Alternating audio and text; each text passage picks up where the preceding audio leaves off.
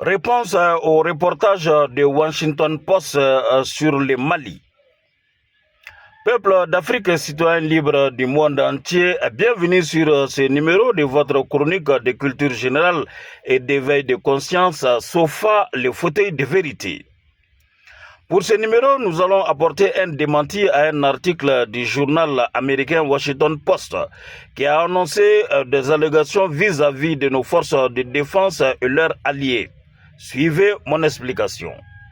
Washington Post a publié le 11 mars 2025 un article dans lequel les troupes maliennes et leurs alliés russes sont accusés de crimes graves. Massacres, incendies de villages, violences sexuelles, etc. Mais que disent vraiment les habitants sur le terrain? Des journalistes locaux ont mené une enquête dans les différentes localités mentionnées dans l'article.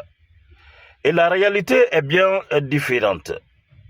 Le problème, c'est que ces accusations ne tiennent pas debout au regard de ce qui se passe réellement dans les villages cités.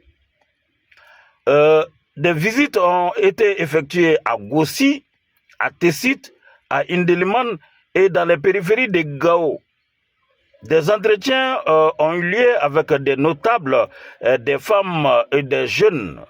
Et des notables de Tessit ont expliqué qu'après les opérations de l'armée et de ses alliés, la sécurité s'est nettement améliorée et les gens ont enfin pu reprendre leurs activités agricoles. Par ailleurs, à Gao, les habitants ont raconté que la menace djihadiste dominait leur quotidien depuis des années. Mais aujourd'hui, la pression a diminué. Selon eux, s'il y avait eu d'attaques contre des civils, les habitants auraient été les premiers à les dénoncer. Et à Gossi, les villageois ont affirmé qu'avant, les djihadistes venaient chaque semaine.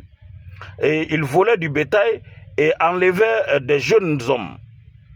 Et depuis les patrouilles conjointes, la vie s'est apaisée. Et une jeune mère à Gossi, d'ailleurs, a dit que ses enfants pouvaient enfin dormir sans entendre des coups de feu chaque nuit. À Gao, une commerçante a noté que la reprise de la sécurité a permis au marché de renaître, car les habitants osent de nouveau sortir et échanger. Des photos des supposées victimes ont été présentées aux habitants, mais personne ne les a reconnues. Bizarre, ni à Gossit, ni à Tessit, ni à Indeliman. Et les anciens ont confirmé que ces personnes n'avaient jamais appartenu à leur communauté. Autrement dit, les preuves du Washington Post ne tiennent pas la route, car l'article repose sur des témoignages anonymes et invérifiables d'ailleurs. Leur but est de salir l'image de la coopération militaire entre le Mali et ses partenaires, et affaiblir également le soutien populaire aux opérations conjointes et maintenir une influence occidentale dans la région. Le Sahel a choisi d'autres alliances. Peuple d'Afrique, citoyens libres du monde entier, ce que nous voyons au Sahel, ce n'est pas une atteinte aux droits humains comme certains veulent le faire croire.